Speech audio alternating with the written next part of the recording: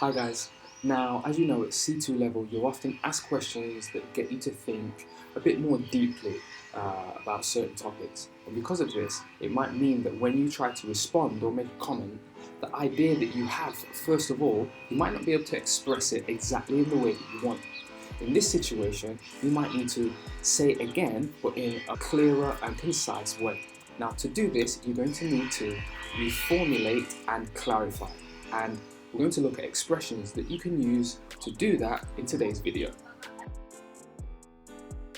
It's normal to say something straight away and then realize that you didn't quite say it in the way that you wanted. If you get stuck like that, try using one of these expressions to introduce your idea again. 1.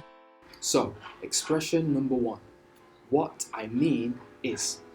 So, imagine that you are speaking about the topic of career choices. You might say something like this. When I was younger, I wanted to be an architect. What I mean is that I was heavily influenced by the work my parent did, and that led me to choose to study architecture. 2. The second expression that we're going to look at is, I guess what I'm trying to say is. So, let's imagine that the topic of libraries comes up. You might say something like this. Personally, I think that libraries are more important than ever. I guess what I'm trying to say is that because there's so much inaccurate information out there on the internet, it's important to have libraries as a reliable source of information. 3. Number 3 is in other words. So let's say you're speaking about the common topic of technology. You could say something like, I see technology as a tool. In other words, if it's used properly, it can really be beneficial for students in terms of improving their education and learning experience. 4. Fourth on the list is to put it another way. So let's say you get another common topic, education. I think that education focuses too much on preparing students for work. To put it another way, I think that education should prioritise the life skills that students need to be successful in a variety of different areas of life and not just in employment. 5.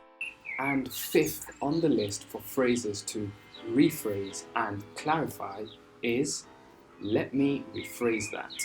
So imagine you have the topic of goals and ambitions. I think I'm really good at setting goals for myself. Let me rephrase that. I think I have the ability to set myself small targets and then monitor my progress along the way until I reach the goal that I set for myself. Okay guys, so there you have 5 expressions that you can use to rephrase and clarify your ideas. Try to use them the next time you have the opportunity. If you found this video useful, like and subscribe.